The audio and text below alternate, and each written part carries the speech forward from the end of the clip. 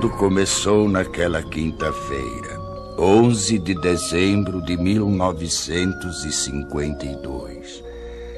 Na cidade de Bergen, na Noruega, eu estava orando a Deus pela manhã em casa de um irmão na fé. Fiquei muito comovido. Veio-me uma revelação tão nítida como se eu a tivesse lido de um livro ou de um jornal. Naquela época eu não tinha em meus pensamentos algo especial que me chamasse a atenção sobre arrebatamento. Naquele momento senti que deveria escrever o que estava presenciando, mas quase não a considerei como revelação de Deus. Pensava tratar-se de um fruto de minha própria imaginação. Procurei esquecer escapando aqueles pensamentos, mas faltou-me tranquilidade. E para resolver o dilema, orei a Deus. Senhor, não posso me lembrar de tudo, mas se for de tua vontade, revela-me novamente e eu publicarei esse acontecimento.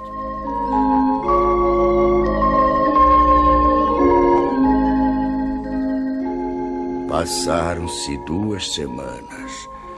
Numa noite, por volta das 22 horas, voltei a ver claramente pela segunda vez a revelação. Não tive mais dúvidas. Apanhei lápis e papel. Comecei a anotar os acontecimentos segundo iam se desenrolando diante de mim. Assim escrevi até 1h da madrugada. Estava já cansado e não suportando mais por causa dos meus 79 anos de idade.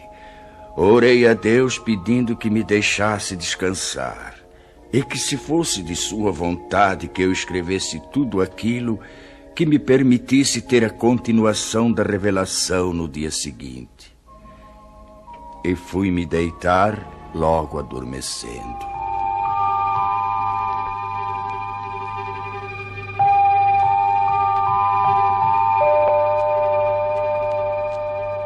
Por uma noite, depois de uma semana, como nas vezes anteriores, veio a mim o restante da revelação, começando exatamente onde havia sido interrompida. Esta é a descrição de como veio a mim a revelação de Deus. Espero possa ela despertar mais almas para se dirigirem a Deus, antes de soar a última trombeta.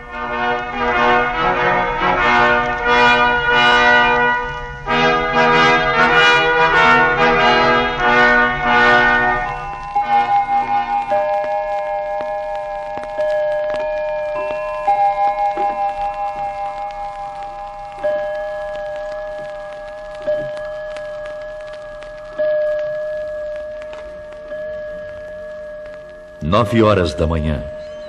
A esposa de André, sozinha em sua casa, escuta um programa radiofônico especial para crianças. Ela aprecia tais programas, pois sempre falam sobre a palavra de Deus.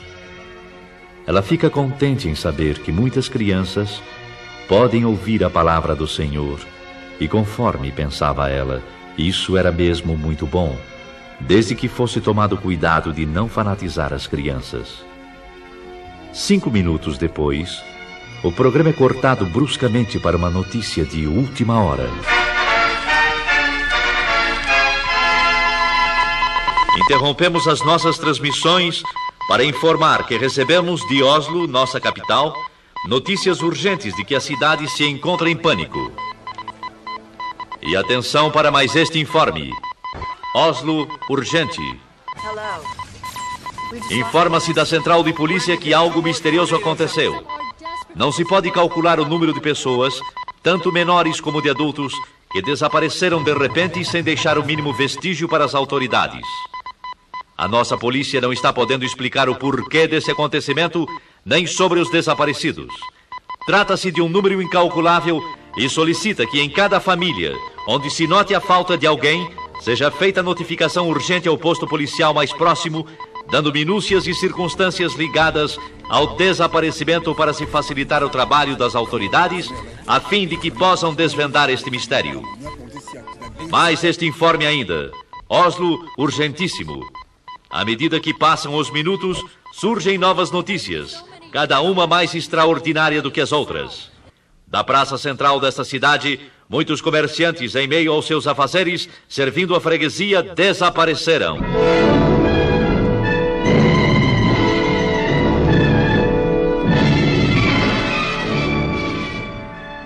O noticiário contava que um freguês de uma casa de floricultura relatou aos policiais que... Quando eu estava pagando a despesa das minhas compras, o negociante que estava trocando dinheiro sumiu. Sumiu sim, senhores. Sumiu e não se sabe para onde. Eu notei apenas que ouvi umas palavras semelhantes a... Glória a Jesus! Glória a Jesus! Glória a Jesus! E então eu não vi mais o negociante. Eu cheguei a esfregar os olhos. Aquilo era inacreditável. Tudo então parecia só uma leve neblina. Mas eu não tinha mais nada para ver.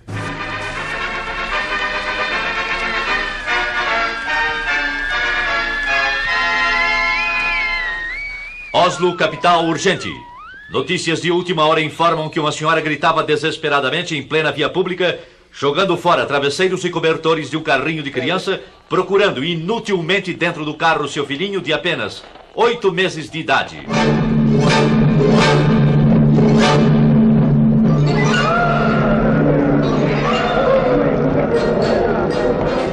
Meu filho! Oh, meu filhinho! Onde está ele? Socorro! Ajudem-me! Alguém roubou meu filho! Ele estava há pouco deitadinho dentro do carro e já não está mais! Socorro! Meu filhinho desapareceu! Onde está a polícia? A polícia, entretanto, estava lá. Para quê? O que poderia fazer? Não é este o primeiro caso, senhoras e senhores ouvintes. De todos os lados surgem pessoas clamando pela ação policial, solicitando auxílio nas buscas de gente desaparecida. São pessoas que chegam chorando e gemendo. Um negociante, há poucos instantes, abandonou sua loja e, correndo rua abaixo a plenos pulmões, alarmava. Socorro! Socorro! Eu não sei como, mas 2 empregados de minha loja acabam de desaparecer!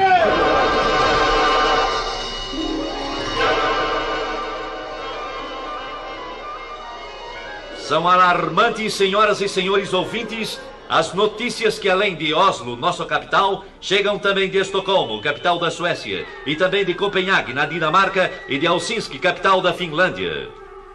Que será o fim disso? De todas essas partes, os acontecimentos são iguais. Os desaparecimentos das pessoas são iguais. E de todo o interior do país, chegam as mesmas indagações. O que é isso? O que é isso? O que é isso? O que é isso? O que é isso?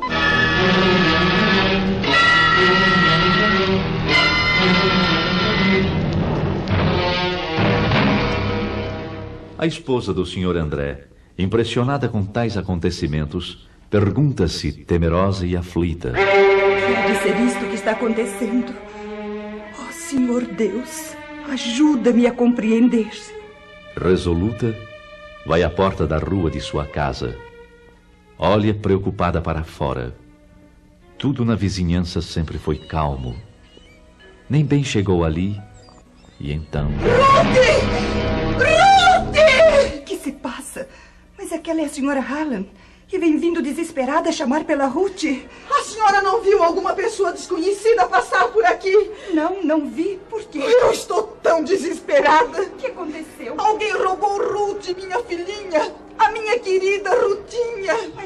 Mas onde é que ela estava, senhora? Não a encontro mais.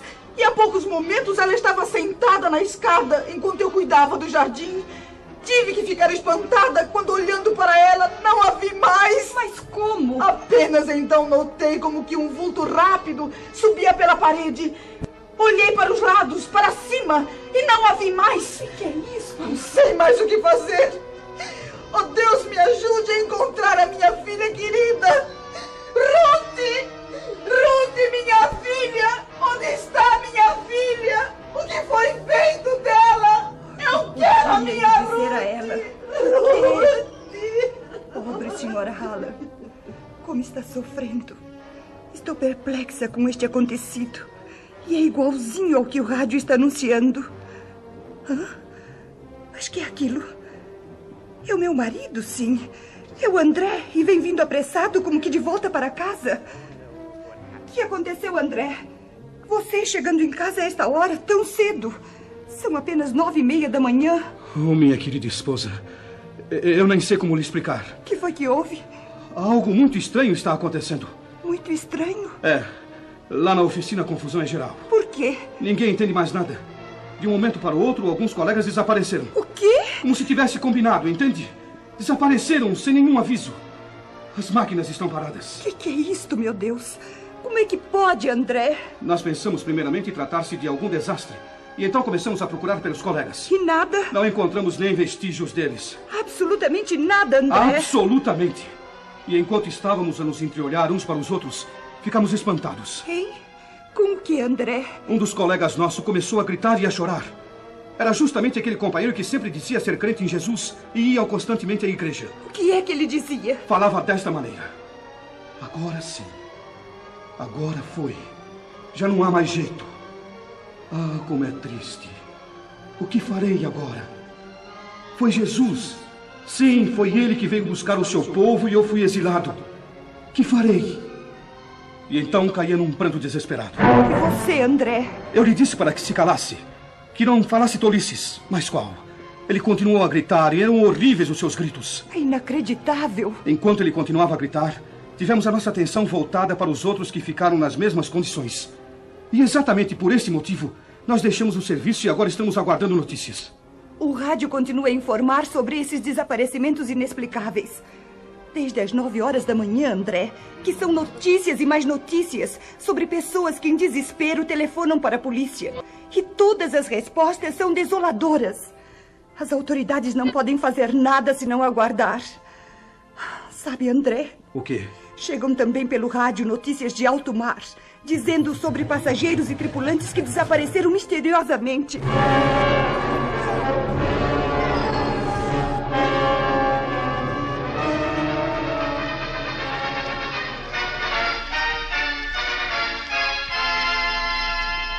Notícias de última hora.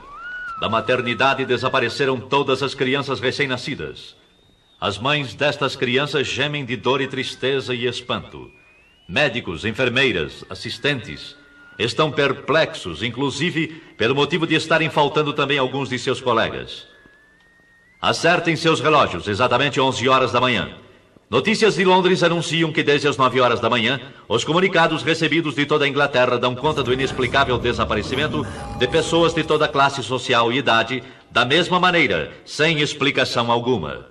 Sabe-se em todo esse mistério que diversos pastores e sacerdotes chamaram os membros de suas igrejas e notaram que os que desapareceram eram justamente os mais piedosos e obedientes a Deus, os mais fiéis nas suas orações, os que dificilmente faltavam aos cultos.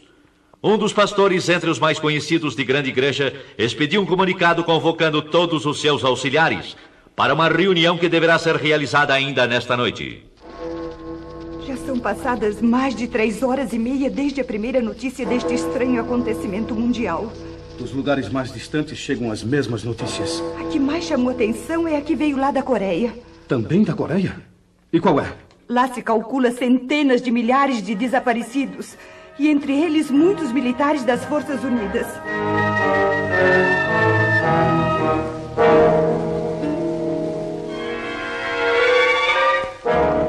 É totalmente impossível descrever o que se tem passado nas últimas horas. A angústia toma conta de todos. As ruas estão agora com um movimento desusado. Pessoas correndo, chorando, chamando e clamando. As mães aflitas à procura de seus filhos. E no meio destes clamores também há os que zombam e amaldiçoam a Deus e aos próprios homens. Um senhor correndo com os punhos levantados gritava: Cuidado, gente! Cuidado! Ele vem nos pegar um por um! Com certeza perdeu o juízo! Uma senhora de idade, parada, com as mãos postas, olhando para o alto, clamava: Oh, não, não! Nós não estávamos prontos para subir com ele. E ele veio e eu não subi. Agora terei de ficar. Daqui para frente ninguém mais será levado. Ó Senhor Jesus, ó Jesus, ajudai-nos. Eu sei, bem sei, não adianta mais. E eu que sempre fui religiosa durante toda a minha vida, mas que nunca pensei que ele viesse assim tão depressa. Oh, eu devia ter cuidado mais de minha vida espiritual. Eu devia ter cuidado mais de minha vida espiritual.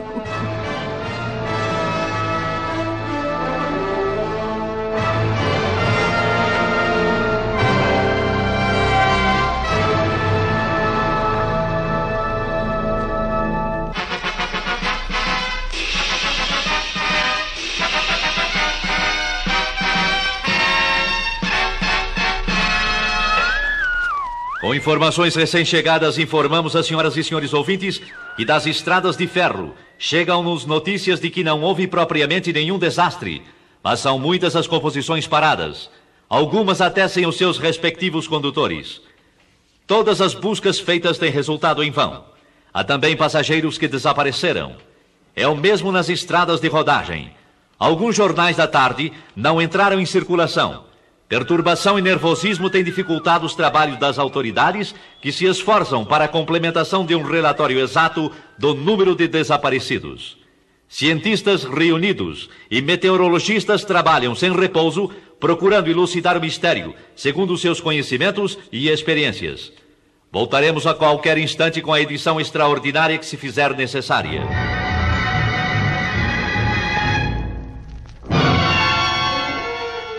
Lá dos Estados Unidos da América do Norte chegam também notícias.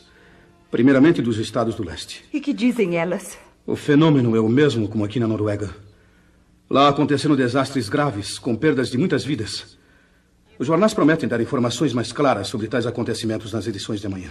Vamos aguardar agora o noticiário radiofônico das 20 horas.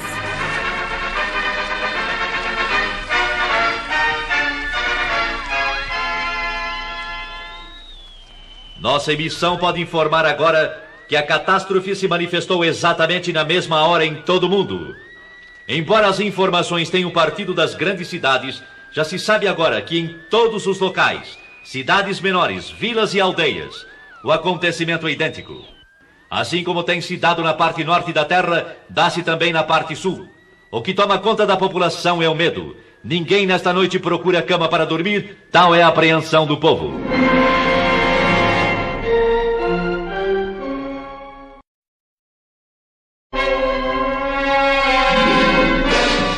São histéricas as discussões nas ruas por causa de parentes e amigos desaparecidos. Eu sei, eu bem sei. Entre a confusão, suscita-se no meio do povo que tais acontecimentos devem ter qualquer relação com os crentes ou com os evangélicos. Ou ainda, como costumo dizer, com os religiosos. Se é assim, como é que se explica agora? Cada pessoa que possuía parentes evangélicos, justamente aqueles que eram os mais fanáticos ou mais fervorosos, são os que desapareceram. Um senhor que trabalha numa cervejaria falou: eu creio que tudo isto tem qualquer coisa com os crentes. Pois conheço um senhor de nome Hans Rosen, e ele sempre esteve em meu serviço pregando a palavra de Deus. Volta e meia ele dizia que Jesus viria breve para levá-lo, juntamente com os que acreditam no poder de Deus. E agora acabo de ter notícias que ele também não se encontra mais aqui. E tais palavras foram confirmadas? Foram, exatamente. Um outro homem também falou. É verdade. Nós tínhamos como colega uma pessoa que falava a mesma coisa.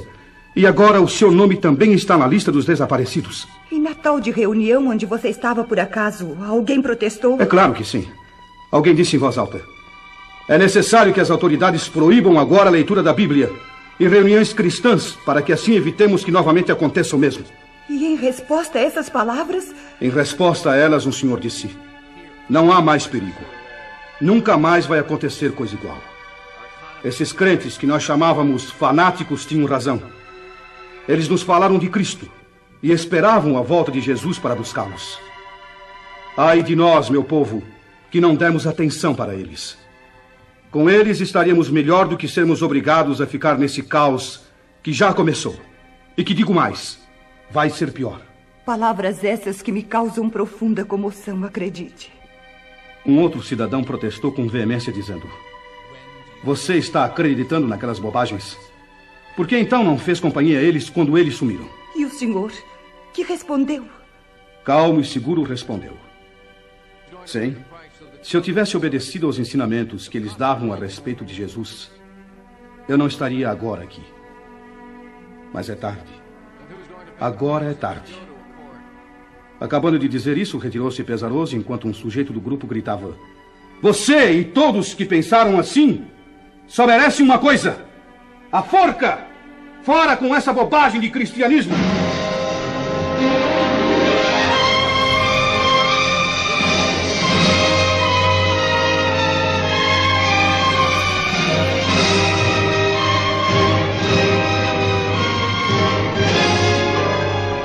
No dia seguinte, nem o rádio podia dar informações para esclarecimento do grande mistério.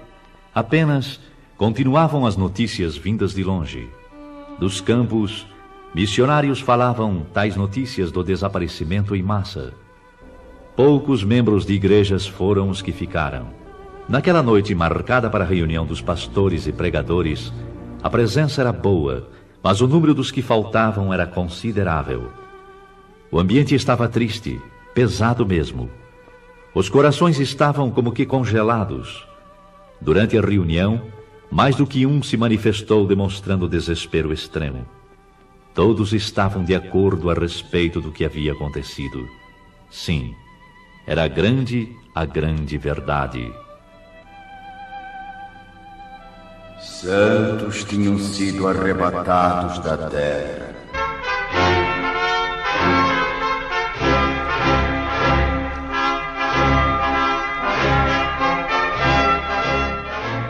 A noiva de Cristo foi levada ao céu. Entre alguns crentes, houve a confissão de que, apesar das preparações teológicas e estudos da palavra de Deus, nunca chegaram a compreender que aquilo seria uma realidade. A verdade é que estavam completamente estranhos ao novo nascimento e longe da adoção de filhos. Um dos mais novos falou: eu nunca aprendi assim. Os professores nunca nos falaram que ia ser como se deu estes dias. Houve nesse momento certas tendências para discussão. Porém, os ânimos estavam abalados demais para que saísse algo aproveitável. E um jornalista presente escreveu: a conclusão dos crentes que ficaram é a seguinte: o que se passou nestes dias, sem dúvida, foi o que está predito na Bíblia Sagrada, ou como está escrito sobre a assunção da noiva, ou que Jesus levou os seus. Isto é tudo que podemos informar no momento. Este comunicado, porém, não foi publicado. As autoridades acharam que tudo aquilo era produto da mente nervosa dos evangélicos e seus ministros. Foi ainda qualificado de fantasia, sem ter nada de realidade. Depois de um acontecimento de envergadura, qualquer pronunciamento de esclarecimento só poderia ser dado pelo governo. E se for provado que tem relação com a religião cristã, o primeiro passo deve ser o do fechamento das igrejas e outros lugares de pregações evangélicas, até que o caso seja devidamente esclarecido. Mas já não se trata de caso nacional, e sim de internacional. No campo religioso, nas igrejas, o ambiente geral é de tristeza. Mas no domingo todas as igrejas e templos estavam repletas. Em certas igrejas não havia pastor. E aqueles que nunca faltavam nos cultos estavam ausentes. Muitas igrejas estão com um número muito reduzido de membros. E em lugar dos crentes estavam aqueles que anteriormente haviam desprezado as mensagens. Eu vi que o povo estava ansioso para conhecer a palavra. Mas a Bíblia era como um livro selado. Um senhor procurou ler, mas disse: eu estou vendo as letras, mas não compreendo nada. E deu o livro a outra pessoa que respondeu da mesma maneira. Bastou isso para que todos os presentes começassem a chorar e a gemer.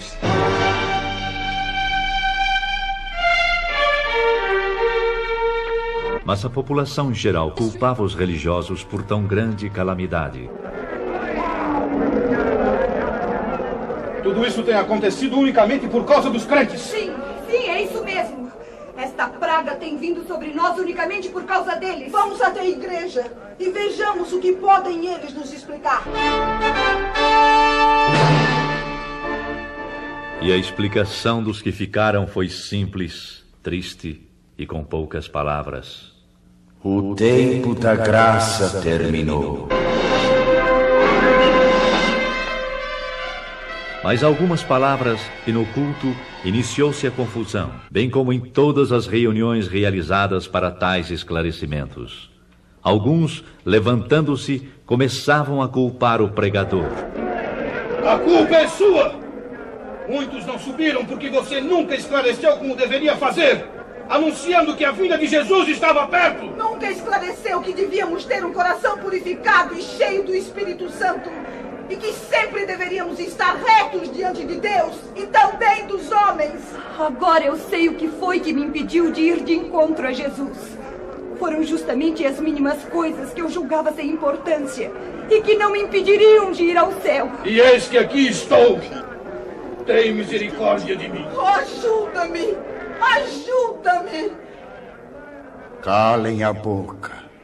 Eu fiz o meu dever. Fiz o meu dever e fiz mais ainda.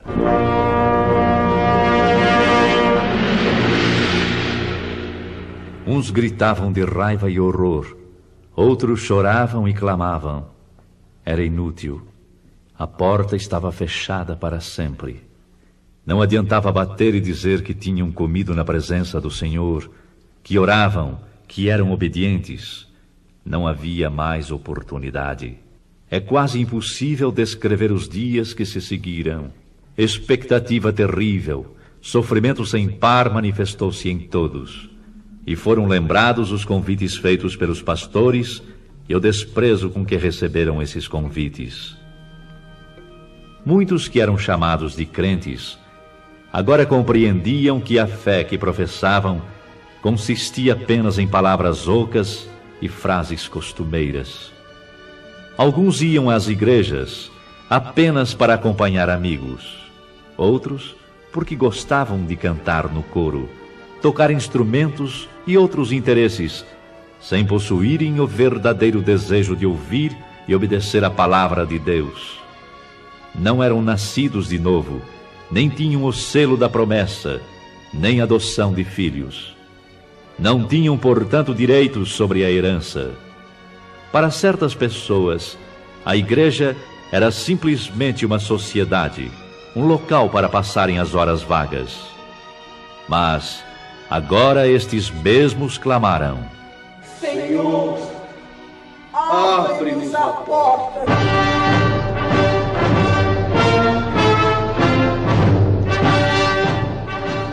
Para espanto e preocupação maior, surgem os rumores de que a Terceira Guerra Mundial está prestes a ser iniciada.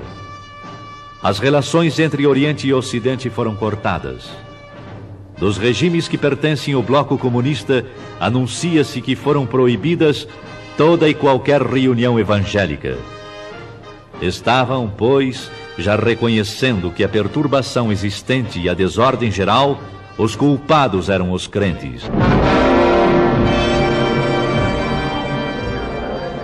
Para maior confusão, é anunciado que está em vigor a pena capital para todo aquele que pronunciar o nome de Jesus. Então é chegada a hora de varrer sobre a terra a praga chamada cristianismo. Morte certa também para os que guardam em sua casa alguma coisa que faça lembrar de Jesus Cristo e seus ensinamentos.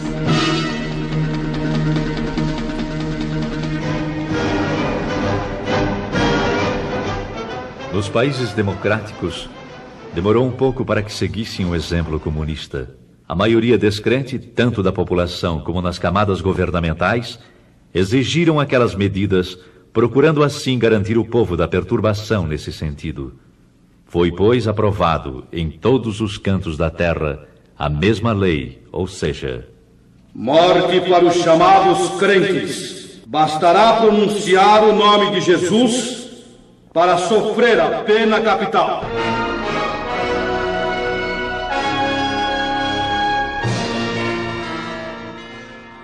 E com estes acontecimentos, inicia-se a época mais terrível da história humana. Uma grande parte dos crentes que ficaram, continuando a clamar o nome do Senhor Jesus e não obedecendo às autoridades, foram presos e julgados ditatorialmente. Só escapariam se aceitassem as condições impostas pelas autoridades. Se vocês maldizerem o nome de Jesus, negando-o, então salvarão suas vidas e a vida daqueles a quem amam. Para a perplexidade das autoridades, milhares ficaram firmes no propósito de testificarem que eram de Jesus e não o negariam, qualquer que fosse o resultado. Agora, Satanás estava demonstrando que verdadeiramente estava agindo sobre a face da terra. Ai dos que habitam sobre a terra. Uma parte grande desses novos crentes não resistiram às ameaças e aflições. Negaram a fé. Negaram o Cristo. O mundo inteiro está no maligno. Todo o mundo jaz no maligno. As nações chegaram neste momento a ter uma só ideia e a colocá-la em prática. Exterminar com o cristianismo e extingui-lo para sempre. O príncipe deste mundo toma poder completo. E filhos acusando seus pais, entregando-os para morrerem. E assim a Escritura, segundo São Lucas 21:16, se cumpriu quando diz: E até pelos pais, irmãos, parentes e amigos sereis entregues e matarão alguns de vós. E por todos sereis aborrecidos por amor do meu nome.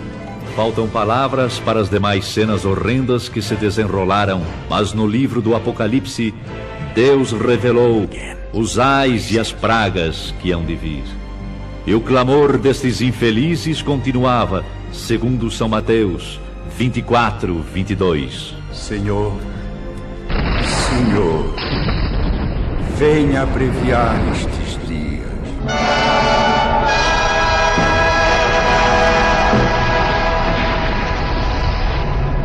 E assim termina a descrição da revelação que me veio quando me encontrava no dia 11 de dezembro de 1952 em Bergen, na Noruega.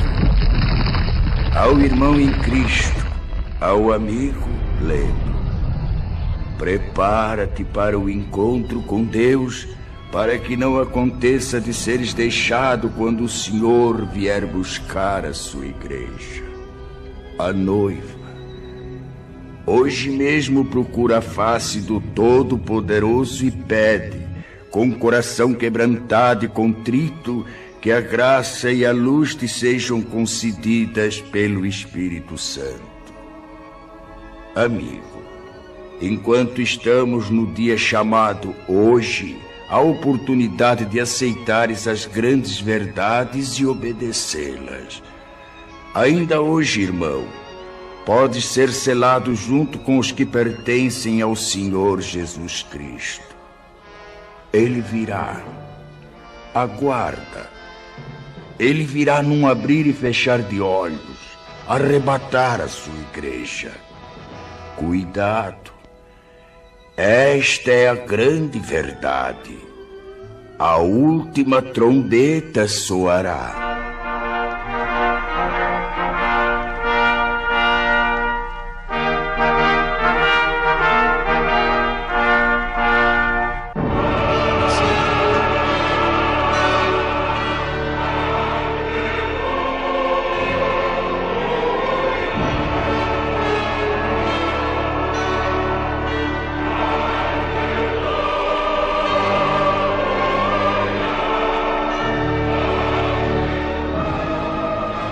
Esta foi a revelação recebida por um servo de Deus, Olaf Rode, sobre o arrebatamento da Igreja de Cristo.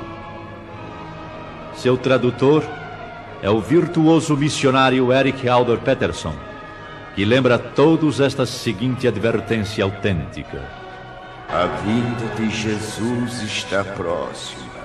E como vai ser quando ele vier e os dias que se seguem? Podemos relembrar nestas poucas cenas que ouvimos, com todas as ocorrências, que milhares sejam despertados e se preparem para o grande dia da última trombeta. É o que eu desejo de coração.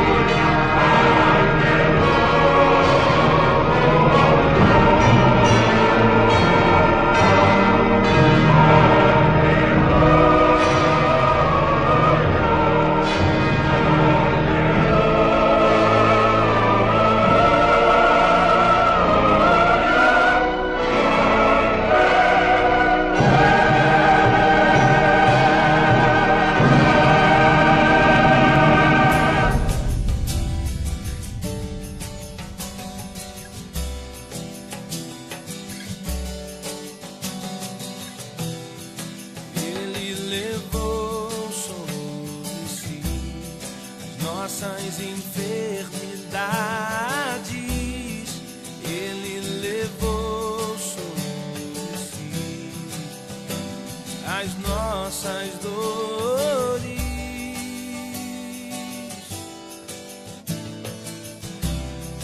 Ele que foi ferido por nossas transgressões,